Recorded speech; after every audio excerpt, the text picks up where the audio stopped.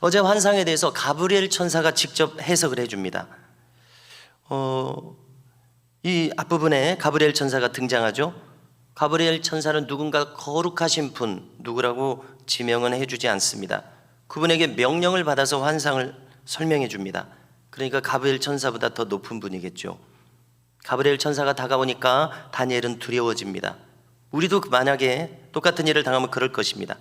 천사가 뿜어내는 영광과 그 거룩이 다니엘 자신의 존재에 비해서 감당하기 힘든 격차를 보였기 때문으로 추측이 됩니다. 그래서 다니엘은 계시록 마지막 장면에서 사도 요한이 천사에게 두려워하면서 경배하지 않습니까? 그와 똑같은 반응을 보입니다. 얼굴을 땅에 대고 엎드려 절합니다. 그리고 놀랍게도 깊이 잠들어 버립니다. 가브리엘 천사가 다니엘을 깨우고 말을 계속합니다. 이 환상은 정한 때 끝에 관한 것이다. 말세, 종말에 관한 것이 여기 포함되어 있어요. 단순히 헬라 제국으로 끝나는 것이 아니라 안티오코스 에피파네스 4세로 끝나는 것이 아니라 종말에 대한 것이 여기 들어있어서 이렇게 다루게 되는 것입니다.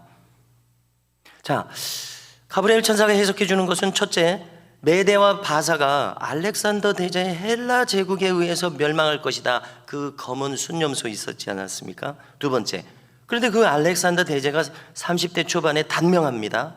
그리고 그의 휘하 장수 4명이 있었죠. 그들이 헬라 제국, 그 큰 제국을 사분할해서 통치합니다. 세 번째, 그런데 이제 역사가 막 흘러갑니다. 100년, 200년 흘러갑니다. 그 중에서 한 왕이 일어나는데 그 자가 바로 셀류코스 왕조의 시리아, 그 다음에 바벨론, 엘람, 이란, 이 지역을 다 통치하고 있어요. 큰 영토를 통치하고 있어요. 이 작은 뿔, 여기 한 왕이 일어난다. 그가 안티오코스 에피파네스 4세였습니다. 그의 성격까지 지금 여기 다 알려주고 있어요. 그 사람이 어떻게 통치하는가. 아주 추악한 자입니다. 한마디로 지금 그렇게 설명하고 있는 것입니다. 23절을 보십시오. 뻔뻔하고 속임수에 능하다고 이야기합니다. 성경에서 대놓고 뻔뻔한 자다, 속임수에 능한 자다, 이렇게 지금 이야기를 합니다. 경쟁국을 제압합니다. 그 속임수를 사용했겠죠. 거룩한 백성을 멸합니다. 그것은 이스라엘 백성들을 멸하고 정복하는 것을 의미합니다. 자, 이것은 확실합니다. 이미 역사에서도 나와 있기 때문에요. 25절을 보면은 유대를 침략해서 많은 사람을 죽입니다. 특히 평화 조약을 맺은 후에 조약을 위반하고 예루살렘을 안식일에 침입하는 기만적이고 잔인한 술수를 보입니다. 한번 생각해 보십시오. 우리도 북한한테 많이 당하고 있죠. 좀 평화 분위기로 가다가 갑자기 미사일을 쏘고 그런 자라는 거예요. 자, 이런 사람의 최후는 아주 비참했습니다. 마카비 상하서에 이것이 기록되어 있는데요. 가톨릭은 사용하지만 우리는 사용하지 않습니다. 왜냐하면 마카비서에는 연옥이 나오기 때문에 그렇습니다. 연옥은 비성경적이기 때문에 우리는 사용하지 않습니다. 그런데 여기에 이 사람의 최후가 나옵니다. 그의 최후는 비참했습니다. 사람의 손으로 말미암지 않고 깨지리라는 예언이 여기 기록되어 있죠. 25절에 그대로 성취됩니다. 그는 병거에서 떨어져서 부상을 입습니다. 어제도 말씀드린 처럼 산채로 구더기가 들끓는 가운데 죽어갑니다. 이것이 성전을 더럽히고 제우스 신상을 세우고 돼지 피와 돼지고기로 제사를 드리도록 하고 그 다음에 이스라엘 백성들을 수도 없이 수만 명 단위로 죽이고 박해한 그 결과입니다. 하나님을 대적한 자의 비참한 최후였습니다. 자, 이때가 주전 164년이라고 우리는 연도까지 알 수 있습니다. 그는 성전을 더럽히고 번제단에 제우스 신상을 세웠습니다. 돼지 피와 돼지고기로 제사드리러 강제했습니다. 이것이 중요한 것은요, 이때로 끝나는 것이 아니라 그는 주님의 재림 직전에 멸망에 가증한 것이 거룩한 것에 선 것을 보거든 깨달으라, 예수님이 마태복음 24장에서 말씀하신 그 인물과 똑같은 짓을 했기 때문에 그렇습니다. 주님 재림하실 때 그 일이 똑같이 일어난다는 거예요. 그 예표적 인물이었기 때문에 중요하게 다뤄지고 있습니다. 27절을 보니까 이 환상을 보고 다니엘은 여러 날 쓰러져 앓습니다. 어찌 충격을 받지 않겠습니까? 영적 세계를 경험한 충격이 이렇게 크구나, 그 여파가 크구나, 만일 우리도 이런 걸 경험하면 그와 비슷하겠구나, 이렇게 이제 알 수 있는 거예요. 이제 9장으로 넘어갑니다. 주말 본문이어서 이렇게 다루게 되는 것이죠. 간단히 살피겠습니다. 때는 메대왕 아하수에로의 아들 다리오가 갈대아 왕으로 즉위하는 해였다고 기록합니다. 이때는 주전 538년이었습니다. 그런데 여기 참고로요, 여기 왕의 이름이 이렇게 아닥사스다, 다리오다 이렇게 이야기하지 않습니까? 이것은 역사적 사실과 일치하지는 않습니다. 자, 그런데 이것에 대해서 다룰 시간은 없습니다. 그냥 그렇구나 하고 넘어가고자 합니다. 자, 이때였습니다. 다니엘은 예레미야서를 읽고 있었습니다. 그런데 놀라운 것을 발견합니다. 아, 여기 나와 있구나. 포로 기간이 70년으로 끝난다는 것이 여기 나와 있구나. 예레미야 예언을 발견해요. 아, 때가 무르익었구나. 이제 우리 민족이 다시 예루살렘으로 돌아갈 때가 무르익었구나. 예언이 주어졌어도 신자는 어떻게 해야 됩니까? 이 예언이 성취되도록 기도해야 됩니다. 다니엘은 금식 기도로 들어갑니다. 특별 금식 기도로 들어갑니다. 우리가 잘 아신 대로 이 다니엘 9장에서 민족 전체의 죄악에 대해서 중보적 회개 기도를 드립니다. 자기는 잘못하지 않았어요. 다니엘은 계속 경건하게 살았어요. 그러나 죄 없는 인간은 없죠. 자기가 생각할 때 자기 민족이 하나님 앞에 크게 패역했습니다. 그래서 민족의 중보적 회개 기도를 드립니다. 민족의 범죄 때문에 심판이 지금 임했었기 때문에 그렇습니다. 이 기도가 길게 9장 19절까지 이어집니다. 자, 그런데 이때 가브리엘 천사가 또 이 기도가 마친 후에 저녁 제사 때 찾아옵니다. 자, 유대인의 하루는 저녁이 되며 아침이 되니 이렇게 하루죠. 그래서 이스라엘이 저녁 기도를 드렸다는 것은 이제 하루를 시작하면서 기도를 드렸다는 것입니다. 예배, 제사를 드렸다는 것입니다. 이것은 우리의 새벽 기도나 마찬가지입니다. 그렇죠. 이치가 그렇지 않습니까? 자, 9장 24절부터는요 이제 말세론에서 대단히 중요한 구절입니다. 여기 이하를 다루기 위해서 9장을 지금 다루는 겁니다. 그래서 우리는 이 구절을 잘 이해하는 것이 필요한데요, 말세에 대한 징조를 깨닫고 대처를 가능하게 해주기 때문에 그렇습니다. 이것은 명칭을 붙이면 이른바 70일에 대한 내용입니다. 70일에 성경에 여기 나오는 겁니다. 간단히 그래서 요점만 다루겠습니다. 다른 기회에 자세히 여유 있게 다루겠습니다. 먼저 이 24절은 말세를 가리킵니다. 읽어드리면요, 화면에도 준비했습니다. 내 백성과 내 거룩한 성을 위하여, 예루살렘 성을 가리키는 것이죠. 70일에 70일을 기한으로 정하였나니, 자, 그때 무슨 일이 있게 되느냐? 허물이 그치며 죄가 끝나며 죄악이 용서되며 영원한 의가 드러나며 환상과 예언이 응하며. 설명할 시간이 없어서 그냥 이렇게 넘어갑니다. 한마디로 마지막 때 심판의 때라는 것입니다. 영원한 의가 드러난다고 하지 않습니까? 영원한 하나님 나라가 도래하는 거예요. 놀라운 것을 지금 이렇게 짧게 기록한 것이죠. 그래서 어떻게 됩니까? 환상과 예언이 응합니다. 또 지극히 거룩한 이가 기름 부음을 받습니다. 그래서 우리는 이분을 예수님이라고 해석을 하게 되는 것이죠. 그리고 더불어서 기억할 것은 성경은 2중 3중 예언을 하고 있습니다. 안티오쿠스 에피파네스 4세 그 사람만 얘기하는 것이 아니라 그 사람이 예수님 오실 때 똑같은 짓을 행하는 그 사람을 가리킨다, 이렇게 2중 예언이 되고 있는 거예요. 안티오쿠스 그 사람만 가리키는 것이 아니라요. 여기도 마찬가지입니다. 지극히 거룩한 이가 기름 부음을 받으리라. 여기서 우리는 예수님을 읽어내게 되는 것이죠. 뒤에 그렇게 내용을 다루고 있으니까요. 25절에서도 그 이후에서도요. 됐습니다. 자, 일은 이래라고 하는 것은, 일은 70이죠. 이래란 7을 가리키는 것입니다. 그래서 일은 이래는 77이잖아요. 그러니까 70과 7을 곱하면 490이 됩니다. 490년이라는 이야기입니다. 그런데 이 490년 71회가 시작되는 시점을 또 가르쳐 줍니다. 그 시점은 25절에 있습니다. 자, 주목해야 되겠죠? 25절. 그러므로 너는 깨달아 알지니라 예루살렘을 중건하라는 영이 날 때부터, 이겁니다. 예루살렘을 중건, 예루살렘을 중건하라는 얘기는 예루살렘 성전과 예루살렘 성벽 도시를 중건하라, 이런 것을 느헤미야에서 다루고 있죠. 여기 지금 다니엘에서도 다루고 있습니다. 학개스가랴 말라기에서도 다루고 있죠.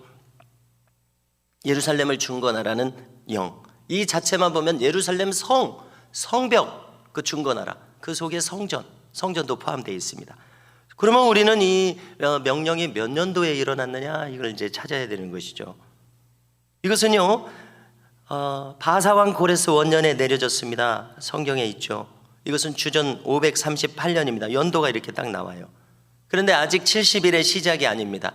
왜냐하면 이 명령은 고레스만 내린 것이 아니에요. 성전을 짓다가 막 중단해버려요. 20년 동안 중단해버려요. 그러니까 이것을 이 명령이 있다는 것을 알고 있는 느헤미야가 자기 그 당시 왕에게 이 명령이 있었습니다. 이 성전을 계속 짓게 해주십시오. 그러니까 그럼 조서를 찾아봐라. 그래서 조서가 찾아져요. 고레스 왕의 조서가 찾아져요. 그래, 그러면 나도 명령한다. 그래서 성전을 지으라고 해요. 그래서 이제 성전을 지어라, 성도 다시 지어라, 이런 명령을 내리는데요. 그 명령이 느헤미야 2장 1절에 있습니다. 아닥사스다 왕입니다. 그가 다시 성전과 예루살렘 중건 명령을 내립니다. 이때가 주전 445년이었습니다. 그래서 우리는 여기서부터 70일해가 시작되는구나, 이렇게 알 수 있습니다.